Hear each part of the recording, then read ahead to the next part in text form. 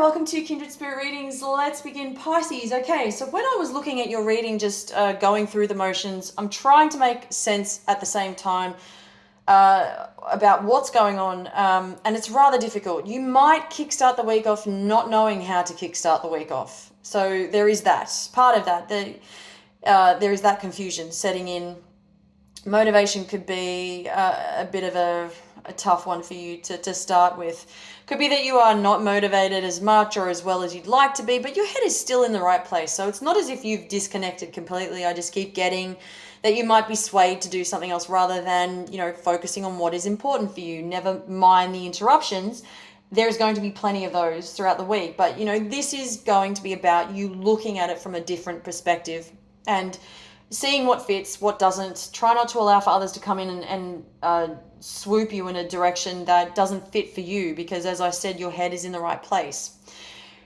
Your motivation, is that you could be tired from the previous week. There's a lot going on at home that plays a big role in all of this. You're going from one story to another. You're having to deal with many different people or a specific person within the home, and then coming to work and trying to knuckle down on important projects or assignments, different developments where you could be progressing, and it's just that focus. You need to focus more to be able to get to where it is that to that point where you want to be, essentially. And look, whatever's happening at home, leave it there. I do see that there's going to be a break, or there's going to be the parting of ways. Definitely, you've had enough. There's somebody in your life that isn't really serving you well.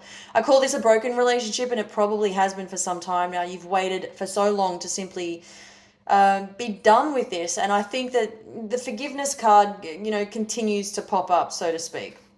You have been mistreated.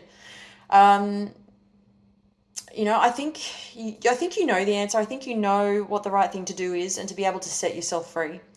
Also, picking up on your health. Your health is really triggering you this week. You may want to do something about it, but get in there nice and quick so that it's an easy transition. It's also not going to, don't let it drag on for days or months, because if you allow it to get to that point, obviously there are consequences, repercussions. What I'm picking up is the throat area.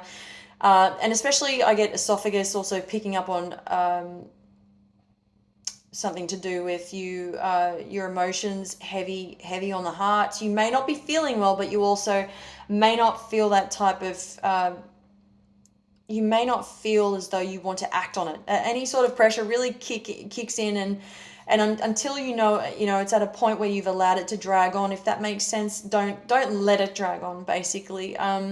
So for example, if you're noticing that there's just something that doesn't feel right inside, and you decide, no, I'm okay, I'm just going to nip it in the bud, and I'll be fine, and you tell yourself you'll be fine. For example, for weeks on end, they turn into months, and before you know it, you're feeling even worse. You get yourself to a point where you're completely out of shape, whether it's internal, external, whatever the case may be.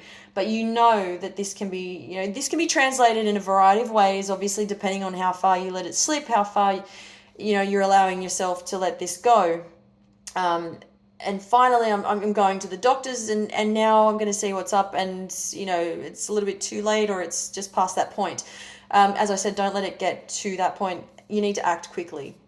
We need to do something about it. It becomes a lot more work for you to have to, navigate this path of destruction, for lack of a better word. I mean, this has the potential to get to that point. I'm not going to rule that out. So if you are not feeling well, check in nice and early. And, it doesn't have to be anything major, believe it or not. It could be the smallest little feeling.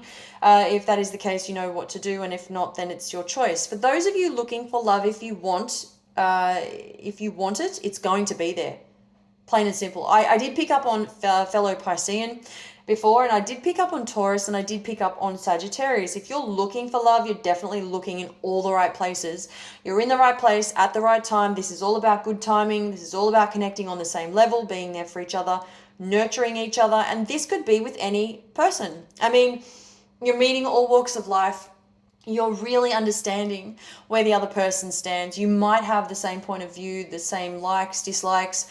So as I said, connecting on that very same level. And it's no surprise that when I tell you that the love of your life has been there the entire time.